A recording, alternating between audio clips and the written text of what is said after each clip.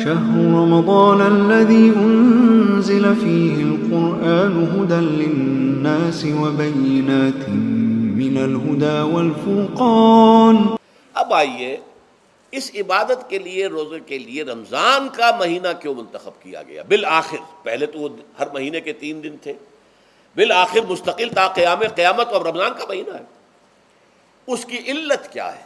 ظاہر بات ہے کہ سارے 12 مہینے اللہ ہی کے ہیں، ہفتے کے سارے دن اللہ ہی کے ہیں، دنوں میں سید الایام جمعے کا دن ہے، مہینوں میں سید الاشہر، یہ جتنے مہینے ہیں ان میں سردار جو ہے مہینوں کا وہ رمضان مبارک ہے۔ کیوں ہے؟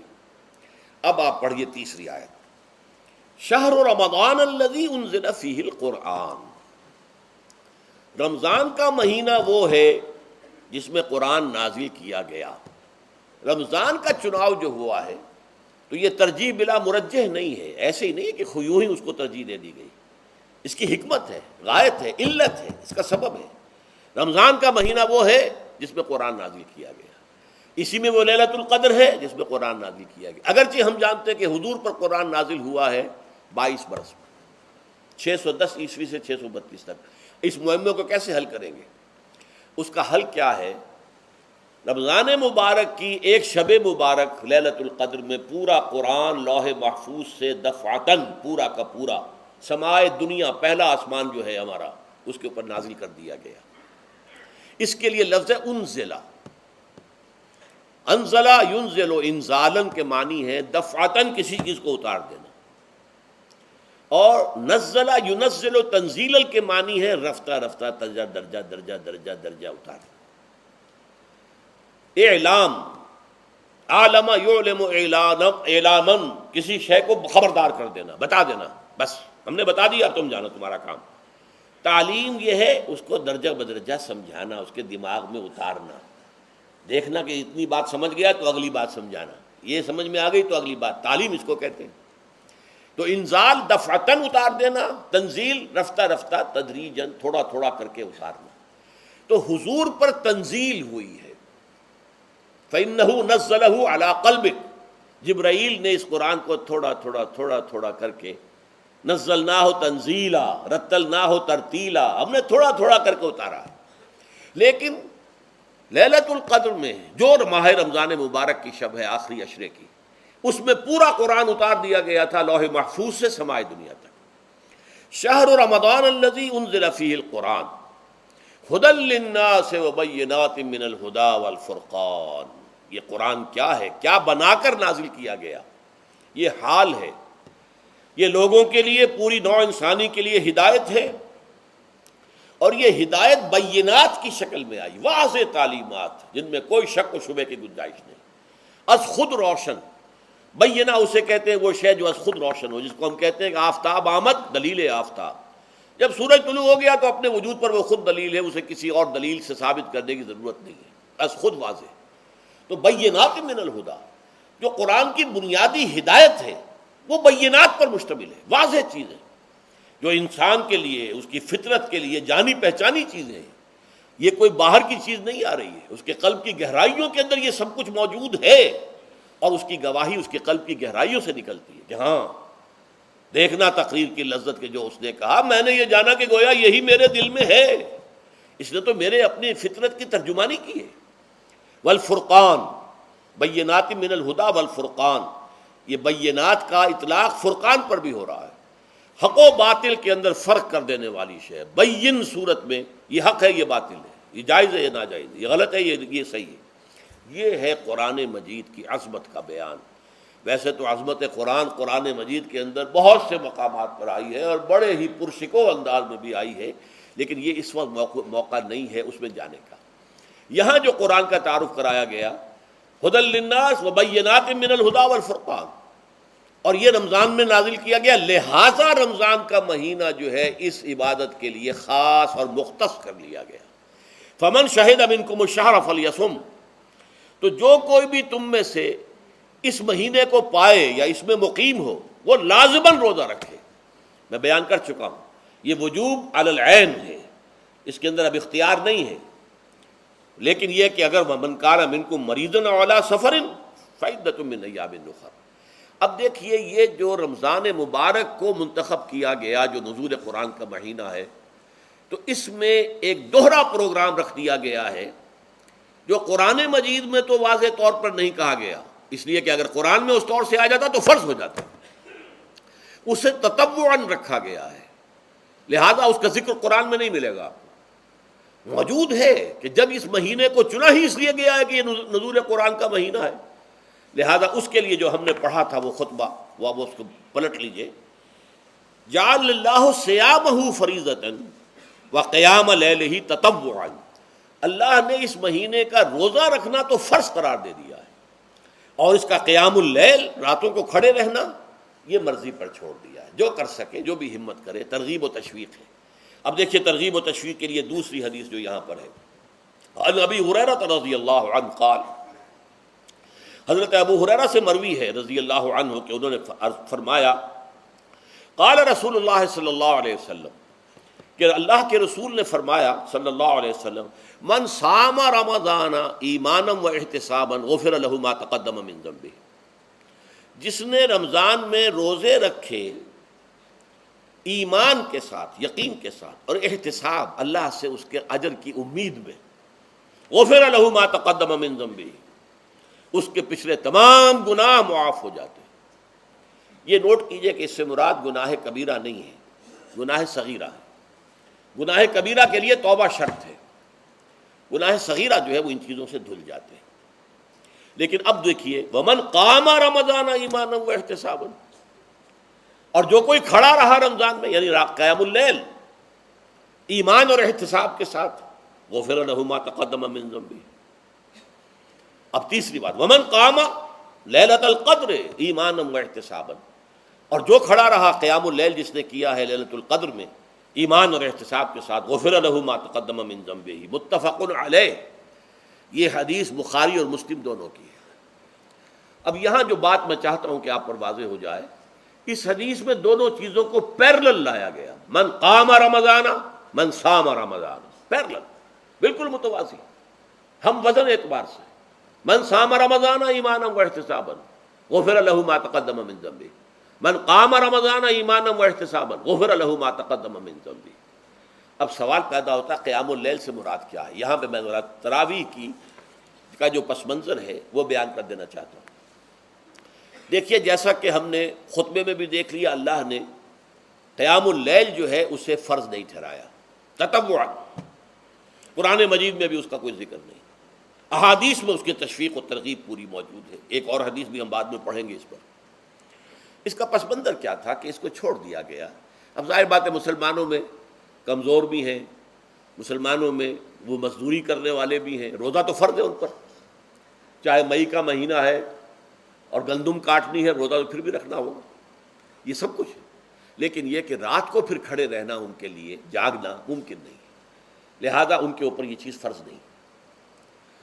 حضور نے تراویح کی نماز یا قیام اللیل نہ اسے فرض قرار دیا، نہ اس کے بعد جماعت کوئی اہتمام کیا مستقل، صرف 3 راتیں آپ نے جماعت کروائی ہے، اس میں 8 رکعتیں آپ نے پڑھی ہیں، کہ جو آپ کا معمول تھا تہجد کا وہ پڑھی، اور تہجد کے وقت ہی جماعت کرائیے۔ یہ ہے وہ حدیث۔ اس کے علاوہ کسی نماز تراویح جو ہے جو ہم پڑھتے ہیں 20 رکعتیں عشاء کے ساتھ متصل، اس کا کوئی ذکر نہ دور نبوی میں ہے نہ دور صدیق اکبر میں ہے۔ یہ دور حضرت عمر کی خلافت میں ہوا ہے، اور ہم نہیں کہہ سکتے کتنے سال کے بعد ہوا ہے۔ حضرت عمر رضی اللہ تعالیٰ عنہ کی خلافت کا دور جو ہے وہ تو 10 برس ہے، ہو سکتا ہے 5 برس کے بعد ہوا ہو، 6 برس کے بعد ہوا ہو، 12 ہوا ہے ان کے عہد میں۔ حضرت عمر ایک مرتبہ مسجد میں داخل ہوئے، مسجد نبوی میں، تو دیکھا کہ کچھ لوگ 8 10 12 جو ہیں وہ ایک جو ہے حافظ کے پیچھے کھڑے ہوئے اور قرآن سن رہے ہیں، کچھ دوسرے کونے میں کھڑے ہیں، کچھ کہیں اور کھڑے ہیں، مختلف جماعتیں ہو رہی ہیں۔ تو انہوں نے سوچا کہ کیوں نہ ان سب کو ایک امام کے پیچھے جمع کر دیا جائے، اور اس کے لیے لوگوں کی سہولت کے لیے عشاء کے ساتھ متصل رکھ دیا جائے، اس لیے کہ تہجد کے وقت اٹھنا جو ہے وہ تو ہر کس و ناقص کا کام نہیں ہے، کہ عشاء کے بعد اگر تھوڑا سا اضافی وقت ہو صرف، تو یہ ہر شخص کر لے گا، مزدور بھی کر لے گا۔ لہذا آپ نے یہ نظام تجویز فرمایا کہ عشاء کے متصلاً بعد 20 رکعت نماز پڑھی جائے اور ایک امام کے پیچھے پڑھی جائے۔ یہ گویا کہ اجتہاد ہے حضرت عمر رضی اللہ تعالی عنہ کا۔ اس کو آپ نے خود بدعت بھی قرار دیا ہے، لیکن بدعت حسنہ۔ بدعت کس اعتبار سے؟ لغوی اعتبار سے، نئی بات، اس لیے کہ حضور کے زمانے میں نہیں تھی، تو یہ اس طریقے سے ایک نئی بات ہے۔ لیکن یہ بات چونکہ بہت اچھی ہے، بہت عمدہ ہے، آپ جب یہ نظام چل پڑا تو ایک دن مسجد میں آئے، دیکھا کہ بڑی بھری مسجد ہے، صحابہ کھڑے ہیں اور ایک امام کے پیچھے قرآن سن رہے ہیں۔ آپ نے فرمایا نعم البدعۃ ھذہ، یہ جو ہم نے نئی بات شروع کی ہے یہ بہت اچھی ہے، بہت عمدہ ہے۔ اب یہاں سے فرق واقع ہو گیا ہے۔ ایک تو اہل تشیع جو ہے وہ تو ویسے ہی حضرت عمر سے بہت دشمنی رکھتے ہیں، عناد رکھتے ہیں، تو حضرت عمر کے اجتہادات سے انہیں نفرت ہے، انہیں دوری ہے، چاہے وہ کوئی سا بھی حضرت عمر کا اجتہاد ہو۔ ہمارے ہاں اہل حدیث حضرات بھی در حقیقت حضرت عمر یا کسی اور خلیفہ راشد کے فعل کو وہ سمجھتے ہیں کہ یہ ایگزیکٹو آرڈرز ہیں، یہ ہمیشہ کے لیے نہیں ہے۔ حضرت عمر نے اپنے دور میں ایک نظام قائم کیا، ان کے دور کے لیے ٹھیک تھا، یہ ہمیشہ کے لیے نہیں۔ ہمیشہ کے لیے وہ 8 ہی رکعتوں کے قائل ہیں، وہ تہجد والے، لیکن اس میں بہرحال انہوں نے بھی خود یہ اضافہ کیا ہے کہ وہ 8 رکعتیں وہ عشاء کے ساتھ متصل پڑھتے ہیں، تہجد کے وقت تو نہیں پڑھتے۔ اور حضور نے تو صرف 3 روز جو ہے وہ کرائی تھی جماعت، وہ لوگ 30 دن یا 29 دن پڑھ رہے ہیں، تو اضافہ تو انہوں نے بھی کر دیا، اس نظام میں تبدیلی تو ہو گئی۔ لیکن اہل سنت جو کہلاتے ہیں، ہمارے جو 4 جو ہیں، جو ہمارے مسلک ہیں، حنفی، مالکی، شافعی، حنبلی، ان کا اتفاق ہے اس پر حضرت عمر کا، کیونکہ ان کے سامنے اصول یہ ہے کہ حضور نے فرمایا علیکم بسنتی وسنت الخلفاء الراشدین المہدیین، تم پر لازم ہے کہ میری سنت کو پکڑو مضبوطی کے ساتھ، اور میرے خلفائے راشدین مہدیین جو ہیں ان کی سنت کو پکڑو۔ اس اصول سے یہ چاروں فقہیں جو ہیں حضرت عمر کے اجتہادات جو ہیں ان کو بھی پابندی سمجھتے ہیں کہ تمام عمر کے لیے، قیامت تک کے لیے امت مسلمہ پر ان کی پیروی لازم ہے، لہذا اس میں اجماع ہے۔ اور یہاں تک کہ یہ سب سے آخری جو اس میں مسلک پیدا ہوا ہے زمانی اعتبار سے، سب سے پہلے مسلک جو ہے حنفی پیدا ہوا ہے، پھر مالک کی پیدا ہوا ہے، پھر شافعی پیدا ہوا ہے، اور پھر حنبلی آخری ہے۔ اور امام احمد ابن حنبل بہت بڑے محدث بھی ہیں، مسند احمد ابن حنبل جو ہے وہ بہت بڑی کتاب ہے، بہت اہم کتاب ہے، جامع کتاب ہے، تو ان کے ہاں بھی 20 رکعتیں ہیں۔ چنانچہ حرمین شریفین میں، سعودی عرب میں، مکے اور مدینہ منورہ میں جو نماز تراویح ہوتی ہے اس کی 20 رکعتیں ہیں، لیکن اہل حدیث حضرات جو ہیں وہ اس 8 کے اوپر اکتفا کرتے ہیں۔ بہرحال یہ ایک اختلاف ہے جو میں نے اس کا پس منظر بیان کر دیا، لیکن اس 20 رکعت نماز سے ادا کرنے سے، جو کہ زیادہ سے زیادہ 50 منٹ یا 1 گھنٹہ لگتا ہے، اس سے وہ قیام اللیل کا حق ادا نہیں ہوتا۔ قیام اللیل کا تو کچھ اور ہی تقاضا ہے۔ قیام کسے کہتے ہیں؟ یہ سورہ مزمل سے واضح ہوتا ہے، یا ایھا المزمل قم اللیل الا قلیلا نصفہ او انقص منہ قلیلا او زد علیہ ورتل القرآن ترتیلا۔ آدھی رات یا آدھی رات سے کچھ کم، یعنی تہائی رات، یا آدھی رات سے کچھ زائد، 2/3 رات، یہ ہے قیام اللیل۔ چنانچہ سورہ مزمل ہی کی آخری آیت جو دوسرا رکوع مشتمل ہے جس پر، اس میں صاف کہہ دیا گیا ان ربک یعلم انک تقوم ادنی من ثلثی اللیل ونصفہ وثلثہ وطائفۃ من الذین معک۔ اے اللہ کے نبی، اللہ خوب واقف ہے کہ آپ بھی اور آپ کے ساتھ ایک جماعت بھی رات کو کھڑی رہتی ہے، 2/3 رات یا آدھی رات یا 1/3 رات۔ تو یہ سارا معاملہ جو ہے قیام اللیل کا، گویا کہ کم سے کم 1/3 رات پر اس کا اطلاق ہو سکے گا، یہ نہیں کہ 1 گھنٹے۔ اب اس کے ضمن میں دیکھیے حدیث پڑھیے، تیسری حدیث ہے ان عبداللہ ابن عمرو ابن العاص رضی اللہ تعالی عنہ۔ یہ وہی عبداللہ ابن عمرو ہے جن کی میں نے آپ کو حدیث پہلے سنائی ہے۔ یہ ساری رات کھڑے رہتے تھے، پوری رات، اور ہر روز روزہ رکھتے تھے، جس پر حضور نے منع کیا، لا تفعل، مت کرو ایسا، رضی اللہ عنہما۔ یہ خود بھی صحابی ہیں اور ان کے والد عمرو بن العاص بھی صحابی ہیں۔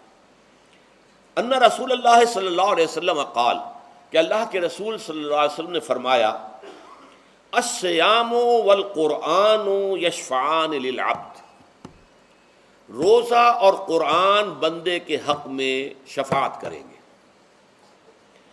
یقول الصیام، روزہ یہ عرض کرے گا اللہ کی جناب میں، اے رب پروردگار، انی منعتہ الطعام والشہوات بالنہار میں نے تیرے اس بندے کو دن کے دوران کھانے پینے سے اور اپنی شہوت کا تقاضا پورا کرنے سے روکے رکھا، یہ میری وجہ سے روکا رہا، تو میری شفاعت اس کے حق میں قبول فرما، فشفعنی فیہ، میری شفاعت اس کے حق میں قبول فرما۔ وَيَقُولُ الْقُرْآنُ، قرآن کیا کہے گا؟